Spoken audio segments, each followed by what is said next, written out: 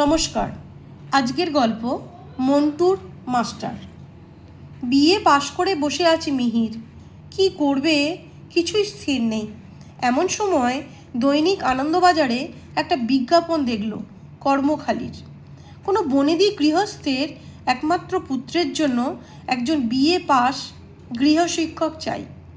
আহার ও বাসস্থান দেয়া হবে, তাছাড়া বেতন মাসিক 30 টাকা। বিজ্ঞাপনটা পড়েই লাফিয়ে উঠল মিহির। এইরকমই একটা সুযোগ খুঁজছিল সে। খাওয়া থাকাটা অমনিই হবে, তাছাড়া 30 টাকা মাসে। কিছু কিছু বাড়িতেও পাঠাতে পারবো, এমএটাও পড়া হবে, সেই সঙ্গে সিনেমা ফুটবল ম্যাচ দেখার মতো পকেট খরচারও অভাব হবে না। একবার তার মনে হলো এই বিজ্ঞাপনটা এর আগেও যেন সে দেখেছে আনন্দবাজারে। হ্যাঁ, প্রায় সে দেখেছে, গত বছরও দেখেছে। তখনই তার ইচ্ছে হয়েছিল একটা আবেদন করে দেয়, কিন্তু তখনও সে বিএ পাস করেনি। খুব সম্ভব ছেলেটি একটি গবাকান্ত, তাই বেতন ভারী দেখে লোকে এগোলেও ছেলে আবার তার চেয়ে ভারী দেখে পিছিয়ে পড়ে। সে কিন্তু পিছোবে না, প্রাণপণে পড়াবে ছেলেটাকে। পড়াতে গিয়ে যদি পাগল হয়ে যেতে হয় তবুও 30 টাকা কম টাকা নয়। তার জন্য গাধা পিটিয়েও মানুষ করা, আর বেশি কথা কি, মানুষ পিটিয়েও গাধা বানানো যায়। ভদ্রলোক অত টাকা কি এমনি দিচ্ছেন? বিকালেই মিহির সেই ঠিকানায় গেল। বিয়ের সার্টিফিকেটটা সঙ্গেই নিয়ে গেছিল, কিন্তু ভদ্রলোক তা দেখতে চাইলেন না। কেবল মিহিরকে পর্যবেক্ষণ করলেন আপাদমস্তক। মিহিরই যেন মিহিরের সার্টিফিকেট। মিহির খুশিই হলো এতে। অবশেষে ভদ্রলোক বললেন, তোমার জামাটা একবার খোলো তো। মিহি ইতস্তত করে। জামা খুলতে হবে কেন? বুঝতে পারে না সে। আপত্তি আছে তোমার? না না, মিহির জামাটা খুলে ফেলে। 30 টাকার জন্য জামা খোলা কেন? যদি জামাই হতে হয় তাতেও সে রাজি। তুমি এক্সারসাইজ করো? একটু আধটু। বেশ বেশ। ভদ্রলোককে একটু চিন্তান্বিত দেখা যায়। মিহির ভাবে, এক্সারসাইজ করার অপরাধে চাকরিটা খোয়ালো না তো? নাই বলতো কথাটা, কিন্তু কি করি সে জানবে যে ভদ্রলোক এক্সারসাইজের উপর চটা? কিন্তু এও তো ভারী আশ্চর্য, সে গ্র্যাজুয়েট কিনা, কোন বছরে পাস করেছে, এসব কিছুই তো তিনি জিজ্ঞাসা করলেন না। আর একটা কথা জিজ্ঞাসা করব তোমার। মিহির পকেটের মধ্যে সার্টিফিকেটটা বাগিয়ে ধরে। এবার বোধহয় সেই প্রশ্ন আসবে, আর সে উত্তর দেবে, চমৎকৃত করে দেবে। বিয়েতে ডিস্টিংশন পেয়েছে। ভদ্রলোক মিহিরকে আর একবার ভালো করে দেখে নিয়ে বললেন, তোমার শরীরটা নেহাত মন্দ নয়। ওজন কত তোমার? ওজন আকাশ থেকে পড়ে মিহির। অবশেষে কিনা এই প্রশ্ন! তা 2 মণের কাছাকাছি। বেশ বেশ, কিছুদিন টিকতে পারবে তুমি, আশা হয়। কি বলিস মন্টু, তোর মাস্টারমশাই কিছুদিন টিকে যাবে? কি মনে হয় তোর? মিহিরের ছাত্র কাছেই দাঁড়িয়েছিল। সে সায় দিল, হ্যাঁ বাবা, এ মাস্টারমশাইয়ের গায়ে অনেক রক্ত আছে।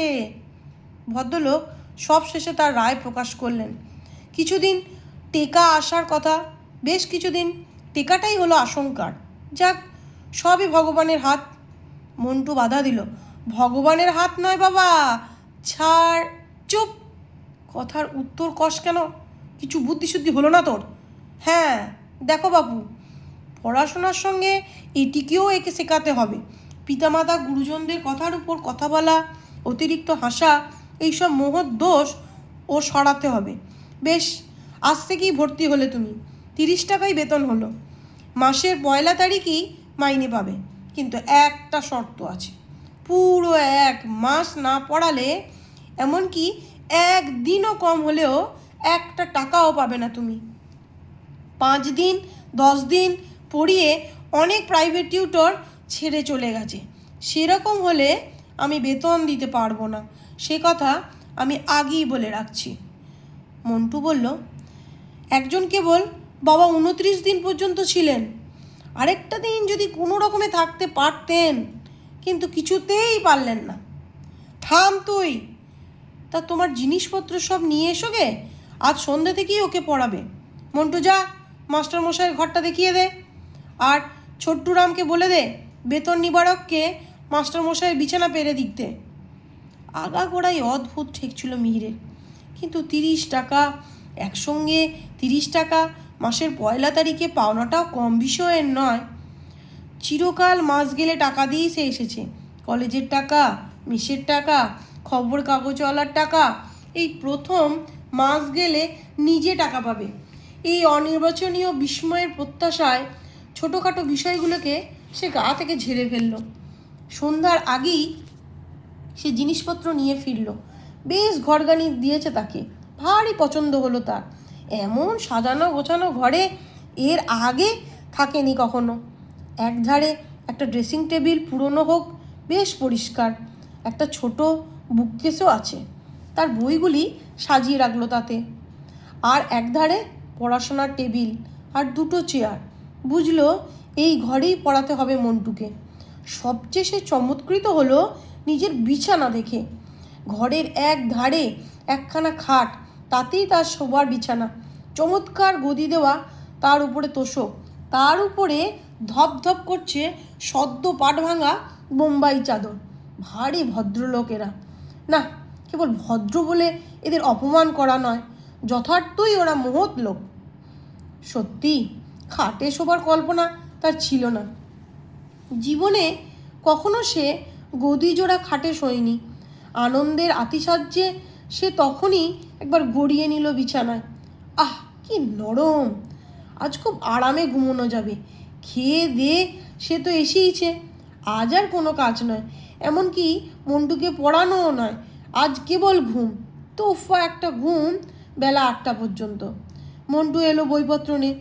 মিহির প্রস্তাব করলো, এসো খাটে বসেই পড়াই। না স্যার, আমি ও খাটে বসবো না। মিহির বিস্মিত হলো। কেন? আপনি মাস্টারমশাই, গুরুজন, আপনার বিছানায় কি পা ঠেকাতে আছে আমার? বাবা বারণ করেছেন।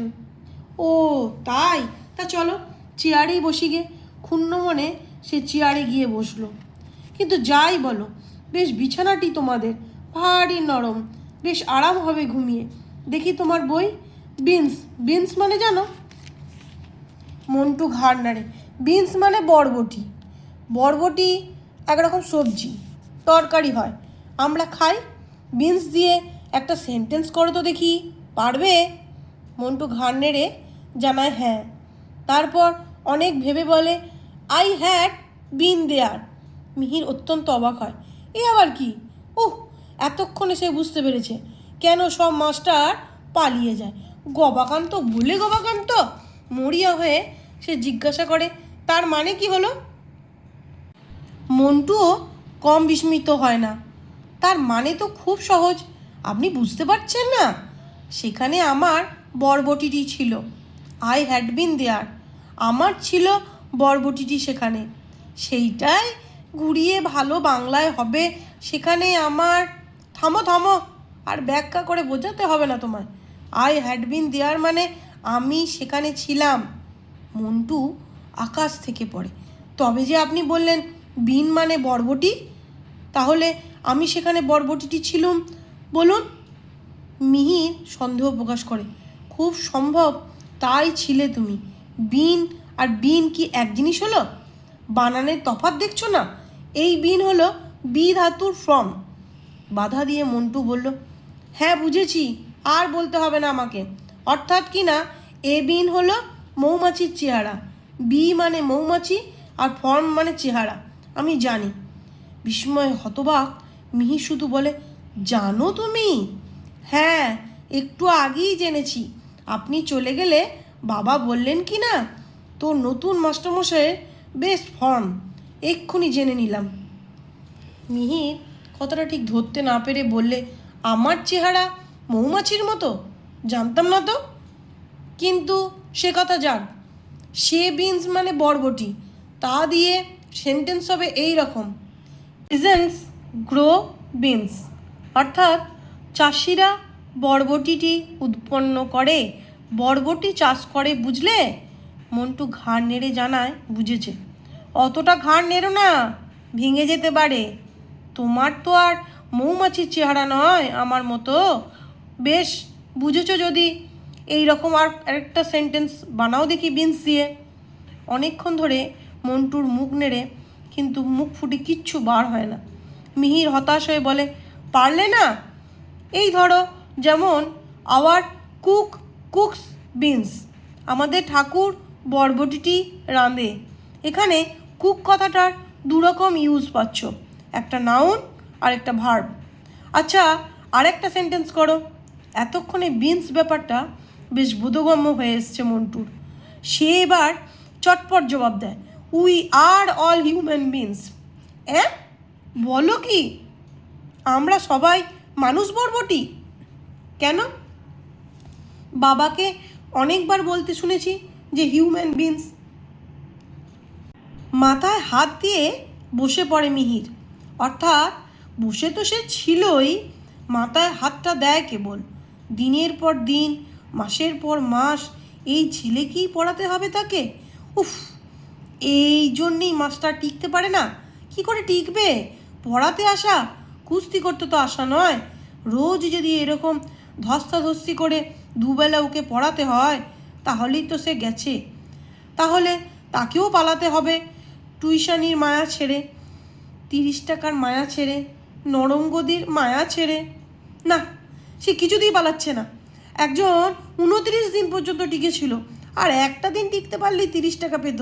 কিন্তু একটা দিনের জন্য 1 টাকাও পেল না। বোধহয় তার কেবল পাগল হতেই বাকি ছিল। পাগল হয়ে যাবার ভয়ে পালিয়েছে।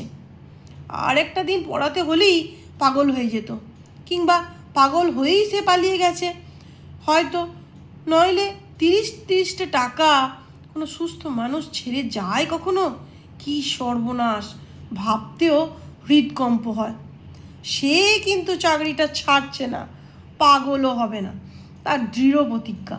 মন্টু যা বলে বলুক, না পড়ে না পড়ুক, বোঝে বুঝুক, না বোঝে না বুঝুক, মন্টুকে সে বই খুলে পড়িয়ে যাবে। এইমাত্র ওকে নিয়ে সে মোটেই মাথা ঘামাবে না। আর মাথায় যদি না ঘামায়, পাগল হবে কি করে? নির্বিকারভাবে সে পড়াবে, কোনো ভয় নেই তার। তার গবেষণায় বাধা পড়ে মন্টু হঠাৎ জিজ্ঞাসা করে বসে, বেতন নিবারক বিছানা এর ইংরাজি কি হবে স্যার? বেতন নিবারক বিছানা আবার কি? সে একটা জিনিস, বলুন না। ওর ইংরেজিটা জেনে রাখা দরকার। ওরকম কোনো জিনিস হতেই পারে না। হতে পারে না কি?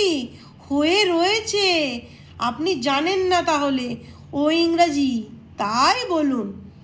ওর ইংরাজি হবে পে সেভিং বেড। মন্টু সন্দেহ প্রকাশ করে, সেভিং মানে তো কামানো।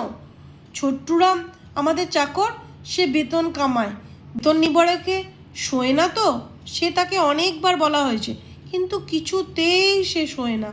সেই জন্যেই তো এ চাকরটা টিকে গেল আমাদের। বাবা ভারী দুঃখ করেন তাই। কী সব হেয়ালি বকছে, ছেলেটার মাথা খারাপ নাকি? যাক, ওসব ভাববে না সে। সে প্রতিজ্ঞাই করেছে মোটেই মাথা ঘামাবে না এদের ব্যাপারে। একবার ঘামাতে আরম্ভ করলে তখন আর থামতে পারবে না। নিঘাত পাগল হতে হবে। আজ আর পড়ানো হোক, অনেক পড়ানো হয়ে গেছে। কেবল মাথা কেন, সর্বাঙ্গ ঘেমে উঠেছে তার ধাক্কায়। আজ এই পর্যন্তই থাক। মন্টুকে সে বিদায় দিল। এইবার একটা তোফা নিদ্রা, নরম গদির বিছানায়। দুবার বউবাজার আর বাগবাজার করেছে আজ। অনেক হাঁটা চলা হয়েছে। ঘুমে তার চোখ জড়িয়ে আসছে। আজ রাতে সে খাবে না বলেই দিয়েছে। এক বন্ধুর বাড়িতেই খাওয়াটা সেরেছে বিকালে। ব্যাস, সুইচ অফ করে এখন শুলেই হলো। নরম বিছানায় সর্বাঙ্গ এলিয়ে দিয়ে আরামে মিহিরের চোখ বুজে এলো। আহ, নিদ্রার রাজ্যে সবেমাত্র প্রবেশ করেছে সে। এমন সময় মনে হলো তার সর্বাঙ্গে কি যেন 1000 ছুঁচ বিঁধিয়ে দিল একসঙ্গে।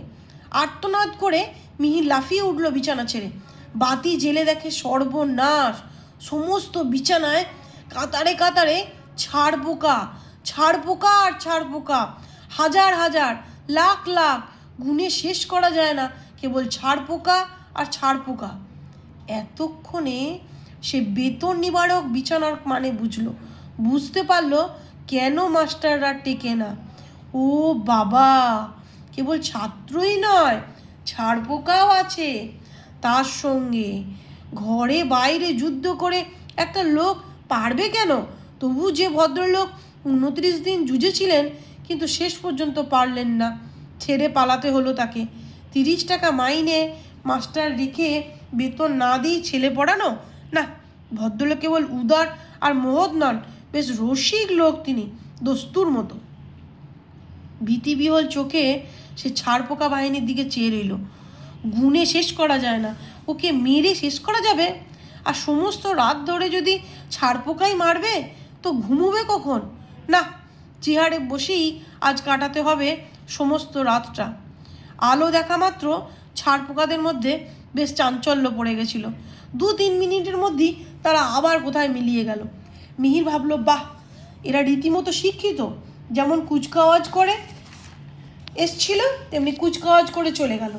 আধুনিক যুদ্ধের কায়দা কৌশল সব এদের জানা দেখছি। কোথায় গেল বেটারা? সদ্য পাট ভাঙা ধবধবে চাদরে এক কোণ তুলে দেখে তোষকে গদির খাঁজে খাঁজে থুকথুক করছে ছাড়পোকা। অন্য ধারেও তাই। আর বেশি সে দেখলো না। কি জানি, এখান থেকেই যদি মাথা খারাপ হয়ে যায়। চেয়ারে গিয়ে বসলো, কিন্তু ভয়ে আলো নিভলো না। কি জানি, যদি তারা সেখান থেকে এসে তাকে আক্রমণ করে, বলা তো যায় না কিছু। পরদিন মন্টুর বাবা জিজ্ঞাসা করলেন, বেশ ঘুম হয়েছিল রাত্রে? খাসা, অমন বিছানায় ঘুম হবে না? কি বলেন আপনি? ভদ্রলোক একটু অবাক হয়ে বললেন, বেশ বেশ, ঘুম হলেই ভালো। জীবনের বিলাসী হলো গিয়ে ঘুম, তা তোমার ঘুম বোধহয় খুব। আগে সে কথা আর বলবেন না। একবার আমি ঘুমিয়ে ঘুমিয়ে পাশের বাড়ি গেছিলাম, কিন্তু মোটেও টের পাইনি। বলো কি? আমাদের বাড়ি বর্ধমানে, শুনেছেন বোধহয়। সেখানে বেজায় মশা, মশারি না খাটিয়ে শোবার জো নেই।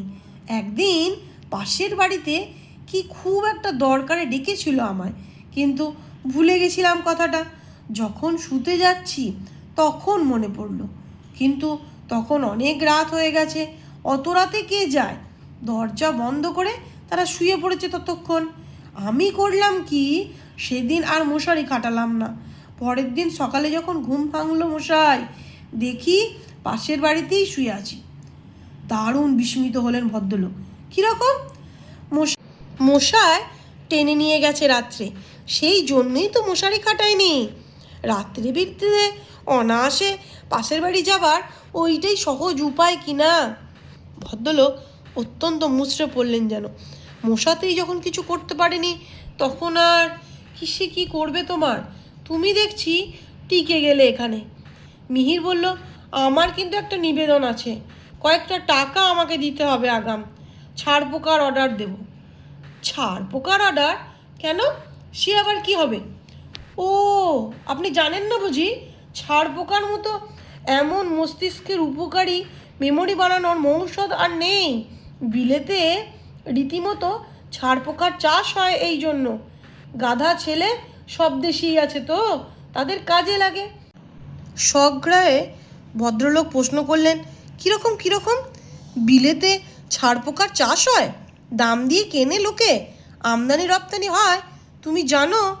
আমি বেচতে পারি হাজার হাজার, লাখ লাখ, যত চাও। বেচুন না, আমিই কিনে নেবো। আমার নিজের কাজে লাগবে। ছাড়পোকার রক্ত ব্রেনের ভারী উপকারী। একটা ছাড়পোকা ধরে নিয়ে এমনি করে মাথায় টিপে মারতে হয়। এরকম হাজার হাজার, লাখ লাখ ছাড়পোকার রক্তে 1 ছটাক ব্রেন হয়। সঙ্গে সঙ্গে ব্রেন। বিয়ে পাশের সময় আমি নিজে পরীক্ষা করে দেখেছি। সারা বছর ফাঁকি দিয়েছি, ফেল না হয় আর যাই না। এমন সময় এক বিলেতি কাগজে ছাড়পোকার উপকারিতা পড়লাম। অমনি সমস্ত বাসা খুঁজে যার বিছানায় যা ছাড়পোকা ছিল সব সদ্ব্যবহার করলাম। পরীক্ষা দেবার মাত্র 3 দিন বাকি, তারপর ফল যা পেলাম নিজের চোখেই দেখুন। আমার কাছেই আছে। বিএ পাশ করলাম উইথ ডিস্টিংশন। কাল থেকেই সে ব্যগ্র হয়েছিল। এখন সুযোগ পেতেই সার্টিফিকেটখানা মন্টুর বাবার মুখের সামনে মেলে ধরল। ভদ্রলোকের চোখ ছানা বাড়ার মতো হয়ে উঠল বিস্ময়। সত্যিই তো, একটা কথাও মিথ্যে নয়, পাস্ট উইথ ডিস্টিংশন লেখাই রয়েছে। বটে, এমন জিনিস ছাড়পোকা কে জানতো? পয়সা খরচা করে তোমার ছাড়পোকা কিনতে হবে না, তোমার বিছানাতেই রয়েছে হাজার হাজার, লাখ লাখ, যত চাও। তোমার ভয়ানক ঘুম বলে জানতে পারোনি। এতক্ষণ কেন বলেননি আমায়? অনেকখানি ব্রেন করে ফেলতাম। এবেলা আমার নেমন্তন্ন আছে ভবানীপুর, এখনই বেরোতে হবে। দুপুরে ফিরি ওগুলো সদ্ব্যবহার করব। তারপরে পড়াবো মন্টুকে। মিহির চলে গেলে পিতাপুত্র অনেকক্ষণ মুখ চাওয়াচি করে অবশেষে মন্টুর বাবা বলল, ছাড়পোকার সঙ্গে যে ব্রেনের সম্বন্ধ আছে, অনেক দিনই এ কথা মনে হয়েছে আমার। ছাড়পোকার ব্রেনটা ভাবো দেখি, অবাক হয়ে যাবে তুমি। ঘুচ করে কামড়াচ্ছে, তক্ষুনি উঠে দেশলাই জ্বালো, দেখতে পাবে না তাকে। কোথায় যে পালিয়েছে আর তার পাত্তা নেই। মানুষ যে দেশলাই আবিষ্কার করেছে এ পর্যন্ত ওদের জানা। এটা কি কম ব্রেন? আর এ ব্রেন তো ওদের রক্তই, কেননা মাথা তো নেই ওদের, গায়েই ওদের ব্রেন। ঠিক ধরেছে মিহির। মন্টু, তুই কি বলিস? হ্যাঁ বাবা। তারপর ছাড়পোকার সঙ্গে শিক্ষার সম্বন্ধও কম নয়। ছাড়পোকা বিস্তারের সঙ্গে সঙ্গে শিক্ষার বিস্তার বাড়ে। ট্রামে, বাসে, সিনেমায় যেমন ছাড়পোকা বাড়ছে, তেমনি হু হু করে খবরের কাগজে কাটতিও বেড়ে গেছে। এই সেদিন বায়োস্কোপ আমাদের সামনেই 4.5 আনা একটা কুলি বসেছিল, তোর মনে পড়ে মন্টু? হ্যাঁ বাবা, সে তো লেখাপড়া কিছুই জানে না। 2 মিনিট না বসতেই পয়সা খরচ করে একখানা আনন্দবাজার কিনে ফেললো সে। এতে শিক্ষার বিস্তার হলো নাকি মন্টু? কি বলিস তুই? হ্যাঁ বাবা, চল তবে এক কাজ করি গে, তোর মাস্টারমশাই ফেরার আগে আমরা ছাড়পোকাগুলোর সদ্ব্যবহার করে ফেলি।